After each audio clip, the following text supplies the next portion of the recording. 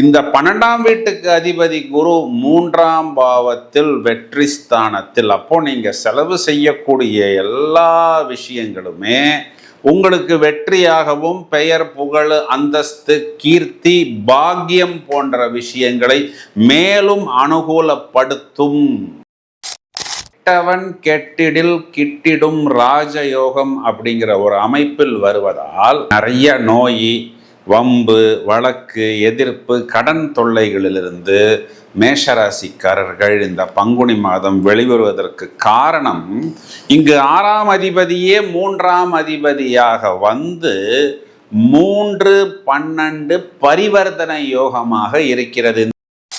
இதுல என்ன கவனிக்கணும் அப்படின்னா, ராசியாதிபதி லாபத்தில் 11ஆம் இடத்தில் ராசியில் சுக்கிரன் அப்படிங்கும் பொழுது நீங்கள் எதை தேடுகிறீர்களோ அந்த விஷயம் உங்களது கண்களில் புலப்படும். அதாவது அது ஒரு இயல் இசை நாடகம் வித்தையாக இருக்கலாம், காதலாக இருக்கலாம், லைஃப் பார்ட்னராக இருக்கலாம், லிவிங் டுகெதராக இருக்கலாம். இது எல்லாமே உல்லாசம் லக்ஷரி சுக்கிரன் குறிகாட்டக்கூடிய விஷயங்கள் எல்லாமே உலகியல் இன்பங்களை குறிகாட்டுகிறது. அப்போ உங்களுக்கு எது இன்பம்னு நீங்க நினைக்கிறீங்க?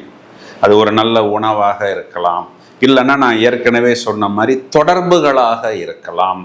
இதெல்லாம் திருமணம் ஆகாதவர்களுக்கும் ஏற்படும், திருமணம் ஆனவர்களுக்கும் ஏற்படும்.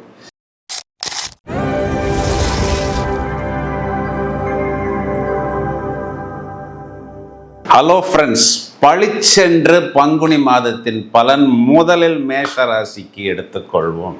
ஒரு நல்ல பிரமாதமான குட் நியூஸ் என்னன்னா, இந்த பங்குனி மாதம் பிறந்து கிட்டத்தட்ட ஒரு 12 நாட்களில் ராசியில் சுக்கிரன் வந்து அமரப்போகிறார். ராசி அதிபதி விரயத்துக்கு போனாலும் செலவு செய்வது, அது எதற்கு செலவு செய்வது அப்படின்னா, உங்களுடைய லக்ஷரிக்கு செலவு செய்வது, உங்களுடைய உல்லாசத்துக்கும் உங்களுடைய கம்ஃபர்ட்டுக்கும் உங்களுடைய குழந்தைகள் சம்பந்தப்பட்ட அபிவிருத்தி வெளிநாட்டு பயணத்துக்கும் செலவு செய்வது. இந்த 12ஆம் வீட்டுக்கு அதிபதி குரு 3ஆம் பாவத்தில் வெற்றி ஸ்தானத்தில். அப்போ நீங்க செலவு செய்யக்கூடிய எல்லா விஷயங்களுமே உங்களுக்கு வெற்றியாகவும் பெயர் புகழ் அந்தஸ்து கீர்த்தி பாக்கியம் போன்ற விஷயங்களை மேலும் அனுகூலப்படுத்தும். நிறைய மேஷராசிக்காரர்கள், சார் எங்களுக்கு 7.5 சனியா ஆரம்பிச்சிருச்சே சார் அப்படிங்கிற ஒரு பயம் பதட்டம் இல்லாத அளவுக்கு ராகு கேதுக்குள் எல்லா கிரகங்களும் அடங்குகிறது. இதுல ராகுவிற்கு குருவின் பார்வை, ராசியாதிபதி லாபத்தில் குரு மங்கள யோகம்னு சொல்லக்கூடிய அளவுக்கு கண்டிப்பாக உங்களுக்கு லாபத்தை ஏற்படுத்தி கொடுக்கும். ராசிக்கு பகை கிரகம் அப்படின்னு சொல்லக்கூடிய சுக்கிரன் ராசியில் வந்து அமரக்கூடிய காலகட்டங்கள்ல ஒரு இனம் தெரியாத ஒரு பிரகாசம், ஒரு ஈர்ப்பு, ஒரு அட்ராக்ஷன், ஒரு உல்லாசம், ஒரு லக்ஷுரி, ஒரு கம்ஃபர்ட், ஒரு இளமை மாறாத தோற்றம். நாம் எங்கு சென்றாலும் எல்லாரும் நம்மை கவனிப்பது போல், நம்மை பார்ப்பது போல், நம்மை ரசிப்பது போல், நம்மை ஈர்ப்பது போல், நாமும் அவர்களை ஈர்ப்பது போல் ஒரு பிரமாதமான காலகட்டம். அதாவது இளமை திரும்புகிறது அப்படின்னு சொல்லலாம். மேலும் ஒரு கம்ஃபர்ட், ஒரு லக்ஷரி, நாம் செல்லக்கூடிய எல்லா இடங்களிலும், அது நல்ல உணவாக இருக்கலாம், உடையாக இருக்கலாம், பயணமாக இருக்கலாம். மேலும் நிறைய விஷயங்களை நாம் எடுத்துக்கொண்டு அதனை வெளிக்காட்டும் பொழுது நம்மளுடைய திறமைகளையும் வித்தைகளையும் நன்றாக வெளிப்படுத்தக்கூடிய அமைப்பு. இதுல இன்னொரு விஷயம் என்ன அப்படின்னா, கெட்டவன் கெடுகிறான். அது என்ன சார் கெட்டவன் கெடுகிறான் அப்படின்னா, நமக்கு 6ஆம் இடம் அப்படிங்கிறவர் நோயையும் வம்பையும் வழக்கையும் கொடுக்கக்கூடியவர். அவர் 12ஆம் இடத்தில் நீசமடைகிறார், அவர் கெட்டு போகிறார். இதுதான் கெட்டவன் கெட்டிடில் கிட்டிடும் ராஜயோகம் அப்படிங்கிற ஒரு அமைப்பில் வருவதால் நிறைய நோய் வம்பு வழக்கு எதிர்ப்பு கடன் தொல்லைகளிலிருந்து மேஷராசிக்காரர்கள் இந்த பங்குனி மாதம் வெளிவருவதற்கு காரணம், இங்கு 6ஆம் அதிபதியே 3ஆம் அதிபதியாக வந்து 3-12 பரிவர்த்தனை யோகமாக இருக்கிறது. இந்த பரிவர்த்தனை யோகம் அப்படின்னா என்ன அப்படின்னா, குறிப்பா சகோதரர்கள் சம்பந்தப்பட்ட விஷயம், இடம் பூமி சம்பந்தப்பட்ட விஷயம், அதனை வித்து நமக்கு கிடைக்கக்கூடிய ஆதாயமாக இருந்தாலும் அல்ல அதற்கு பிறகு நாம் வேறு வாங்கக்கூடிய ஒரு ப்ராப்பர்ட்டியாக இருந்தாலும், இதில் குறிப்பா வெளிநாட்டு தொடர்பு, வெளிநாட்டு பயணம், மாமன் வகையிலிருந்து வர வேண்டிய பிளஸ் பாயிண்ட்ஸ் அனைத்து விஷயங்களையும் இந்த புதன் 12ஆம் இடத்தில் நீசபங்கம் அடைந்து நமக்கு கொடுப்பதற்கு தயாராக இருக்கிறார். ராசியில் சுக்கிரன் அப்படிங்கிறது ஒரு ஜாக்பாட்டு. மாதத்தின் தொடக்கத்தில் ராசியாதிபதி லாபத்தில் குரு பார்வையில், பிறகு லாபத்தில் இருக்கக்கூடிய ராகுவிற்கும் குரு பார்வை.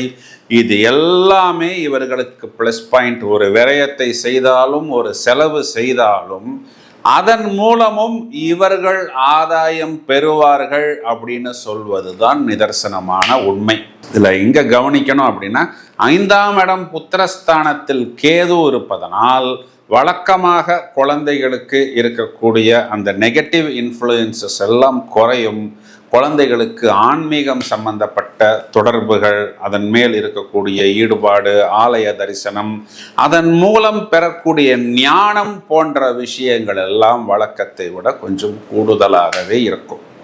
இதுல என்ன கவனிக்கணும் அப்படின்னா, ராசியாதிபதி லாபத்தில் 11ஆம் இடத்தில் ராசியில் சுக்கிரன் அப்படிங்கும் பொழுது நீங்கள் எதை தேடுகிறீர்களோ அந்த விஷயம் உங்களது கண்களில் புலப்படும். அதாவது அது ஒரு இயல், இசை, நாடகம், வித்தையாக இருக்கலாம், காதலாக இருக்கலாம், லைஃப் பார்ட்னராக இருக்கலாம், லிவிங் டுகெதராக இருக்கலாம். இது எல்லாமே உல்லாசம், லக்ஷரி, சுக்கிரன் குறிகாட்டக்கூடிய விஷயங்கள் எல்லாமே உலகியல் இன்பங்களை குறிகாட்டுகிறது. அப்போ உங்களுக்கு எது இன்பம்னு நீங்க நினைக்கிறீங்க?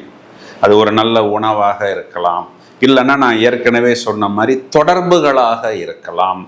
இதெல்லாம் திருமணம் ஆகாதவர்களுக்கும் ஏற்படும், திருமணம் ஆனவர்களுக்கும் ஏற்படும். எங்க கவனமா இருக்கணும்னா, உங்க லைஃப் பார்ட்னர் சுக்கிரன் களத்திரஸ்தானாதிபதி உங்கள் ராசியில் உட்கார்ந்திருக்கிறார் அப்படின்னா அவர் உங்கள் தலைமேல் ஏறி உட்கார்ந்திருக்கிறார் அப்படிங்கிறது தான் இதனுடைய அர்த்தம்.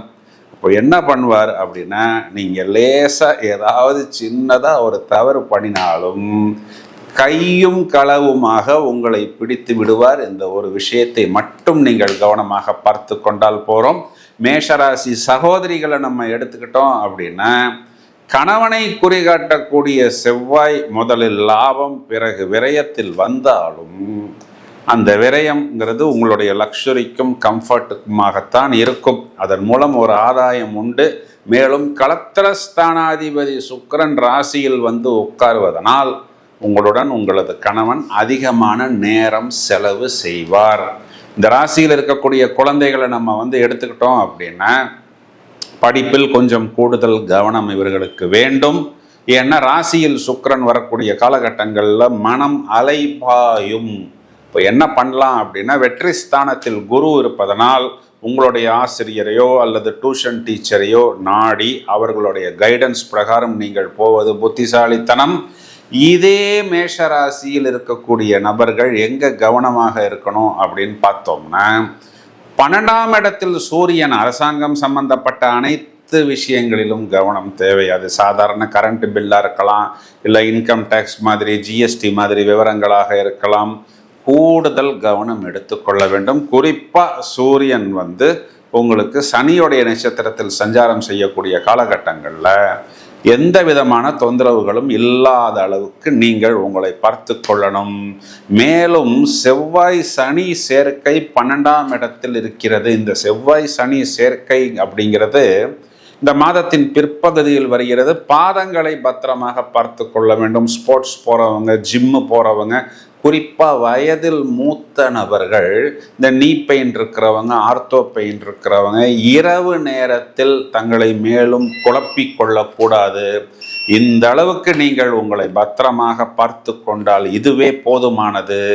இப்போ இவ்வளவு நேரம் நாம் எடுத்த இந்த பங்குனி மாத பலன்களின் அடிப்படையை நாம் எடுத்து பார்த்தால் மார்ச் மாதம் 28ஆம் தேதி இவர்களுக்கு சுக்கிரன் என்ற கிரகம் மேஷ ராசியில் சஞ்சாரம் செய்ய போகிறார்.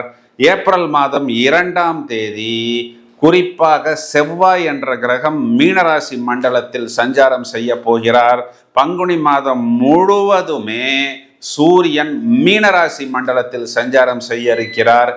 இந்த ஏப்ரல் மாதம் 7ஆம் தேதி, அதாவது கிட்டத்தட்ட பங்குனி மாதத்தின் கடைசியில் புதன் என்ற கிரகமும் மீனராசி மண்டலத்தில், அதாவது மீனராசி மண்டலத்தில் 4 கிரகங்களின் கூட்டணி என்பது காணப்படுகிறது.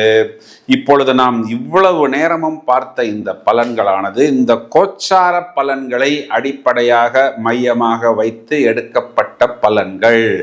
இதற்கு மேல் உங்களுடைய ஜாதக பலன்களை நாம் துல்லியப்படுத்தணும் அப்படின்னா ஜனனகால ஜாதகத்தை தான் நாம் எடுத்து பார்க்கணும். பிறகு இந்த செவ்வாய் சனி சேர்க்கை, 4 கிரகங்களின் கூட்டணி மீனராசி மண்டலத்தில், தமிழ் வருட பரப்பு, இதற்கெல்லாம் தனித்தனியாக நாங்கள் வீடியோக்கள் தயாரிப்பதற்குள்ளோம். இந்த பதிவை உங்களது நண்பர்களுக்கு ஷேர் செய்யுங்கள். தொடர்ந்து இணைப்பில் இருங்கள். மேலும் நிறைய காணொளிகள் தயாராகி கொண்டிருக்கிறது. Thank you friends.